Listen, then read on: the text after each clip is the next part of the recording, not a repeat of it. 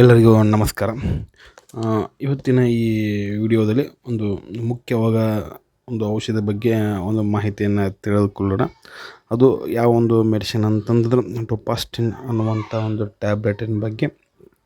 ಇದರ ಬಗ್ಗೆ ಡೊಪಾಸ್ಟಿನ್ ಅಂತಂದ್ರೆ ಏನು ಮತ್ತು ಯಾವೆಲ್ಲ ಸಮಸ್ಯೆಗಳಿಗೆ ಅದನ್ನು ಬಳಸಲಾಗ್ತದೆ ಮತ್ತು ಆ ಒಂದು ಟ್ಯಾಬ್ಲೆಟನ್ನು ಹೇಗೆ ತೆಗೆದುಕೊಳ್ಳಬೇಕು ಮತ್ತು ಅದರಿಂದ ಆಗುವಂಥ ಒಂದು ಅಡ್ಡ ಪರಿಣಾಮಗಳೇನು ಮತ್ತು ಏನೆಲ್ಲ ಒಂದು ಜಾಗ್ರತೆಗಳನ್ನು ಪ್ರಿಕಾಷನ್ಸ್ ವಹಿಸಬೇಕು, ಇದರ ಬಗ್ಗೆ ಇವತ್ತಿನ ಈ ಒಂದು ವಿಡಿಯೋದಲ್ಲಿ ಏನು ಮಾಡೋಣ ನೋಡ್ಕೊಳ್ಳೋಣ.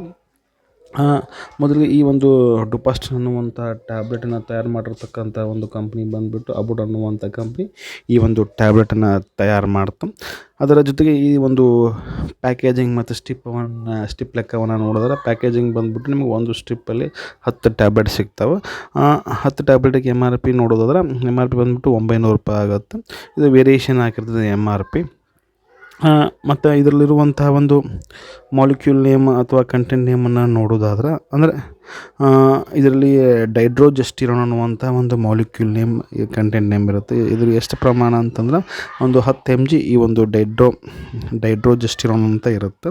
ಇದೊಂದು ಏನಾಗುತ್ತೆ ಅಂದರೆ ಇದೊಂದು ಹಾರ್ಮೋನಲ್ ಮೆಡಿಸಿನ್ ಇದೆ. ಹಾರ್ಮೋನ್ ಒಂದು ಮೆಡಿಸಿನ್ ಇದೇನು ಪ್ರೊಜೆಸ್ಟರಾನ್ ಇರುತ್ತಲ್ಲ ಅದೇ ಥರದಾದ ಇದೊಂದು ಡೈಡ್ರೋಜೆಸ್ಟಿರೋನ್ ಅನ್ನೋದು ಒಂದು ಹಾರ್ಮೋನ್ ಮೆಡಿಸಿನ್. ಇದೇನು ಮಾಡುತ್ತಪ್ಪ ಅಂದ್ರೆ ಈ ಮಹಿಳೆಯರಲ್ಲಿ ಏನಾಗುತ್ತೆ ಹಾರ್ಮೋನ್ ಇಂಬ್ಯಾಲೆನ್ಸ್ಗಳಿಗೆ ಒಂದು ಇಂಬ್ಯಾಲೆನ್ಸ್ ಆಗ್ತಿರ್ತಲ್ಲ ಅಂಥ ಸಮಸ್ಯೆಗಳು ಇದನ್ನು ಏನು ಮಾಡ್ಲಾಗ್ತದೆ ಈ ಒಂದು ಮೆಡಿಸಿನನ್ನು ಬಳಸಲಾಗ್ತದೆ. ಮತ್ತು ಯಾವೆಲ್ಲ ಒಂದು ಸಮಸ್ಯೆಗಳಿಗೆ ಒಂದು ಮೆಡಿಸಿನನ್ನು ಬರೆದು ಕೊಡ್ತಾರೆ ಮತ್ತು ಯಾವೆಲ್ಲ ಒಂದು ಕಂಡೀಷನ್ಗಳಿಗೆ ಈ ಒಂದು ಮೆಡಿಸಿನ್ ತೆಗೆದುಕೊಳ್ಳಿಕ್ಕೆ ಹೇಳ್ತಾರಂತ ನೋಡೋದಾದ್ರೆ ಮೊದಲಿಗೆ ಇರ್ರೆಗ್ಯುಲರ್ ಪೀರಿಯಡ್ಸ್ ಅಂತ ಪೀರಿಯಡ್ ಸರಿಯಾಗಿ ಆಗ್ತಿರಂಗಿಲ್ಲ ಮಂತ್ಲಿ ಅಂಥ ಒಂದು ಸಮಸ್ಯೆಗಳಿಗೆ ಈ ಒಂದು ಮೆಡಿಸಿನನ್ನು ತೆಗೆದುಕೊಳ್ಳಿಕ್ಕೆ ಹೇಳ್ತಾರೆ.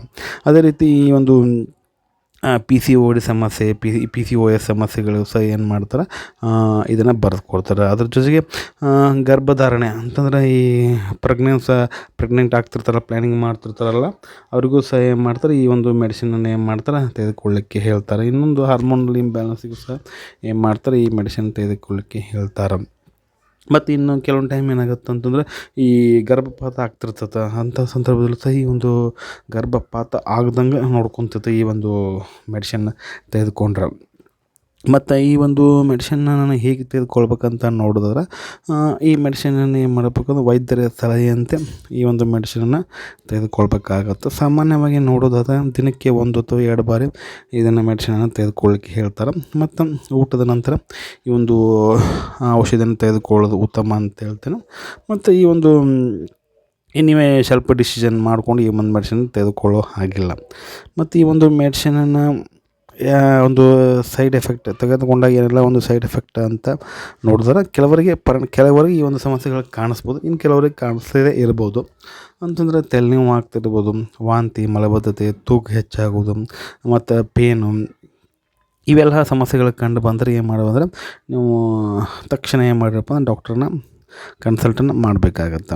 ಮತ್ತು ಏನೆಲ್ಲ ಒಂದು ಜಾಗ್ರತೆ ಪ್ರಿಕಾಷನ್ಸನ್ನು ನೋಡೋದಾದರೆ ಜಾಗ್ರತೆ ಬಂದುಬಿಟ್ಟು ಈ ಪ್ರೆಗ್ನೆಂಟ್ ವುಮೆನ್ ಇರ್ತಾರಲ್ಲ ಅಂಥ ಸಂದರ್ಭದಲ್ಲಿ ಈ ಒಂದು ಸ್ವಲ್ಪ ಅಂದರೆ ತಾವೇ ಮೆಡಿಸಿನ್ ತೆಗೆದುಕೊಳ್ಳೋ ಹಾಗಿಲ್ಲ. ಮತ್ತು ಲಿವರ್ ಸಮಸ್ಯೆ ಇದ್ದರೆ ಏನು ಮಾಡಬೇಕಪ್ಪ ಅಂದ್ರೆ ನೋಡ್ಕೊಂಡು ಡಾಕ್ಟ್ರ್ ಹೇಳಿ ತೆಗೆದುಕೊಳ್ಬೇಕಾಗತ್ತೆ. ಇನ್ನಿತರೆ ಔಷಧಿಗಳನ್ನು ಈ ಒಂದು ಮೆಡಿಸಿನ್ ತೆಗೆದುಕೊಳ್ತಾ ಇದ್ದಾರೆ ಈ ಒಂದು ಮೆಡಿಸಿನ್ ಜೊತೆ ಡಾಕ್ಟ್ರನ್ನ ಕೇಳಿ ಈ ಮೆಡಿಸಿನ್ ತೆಗೆದುಕೊಳ್ಳೋದು ಉತ್ತಮ ಅಂತ ಹೇಳ್ತೇನೆ.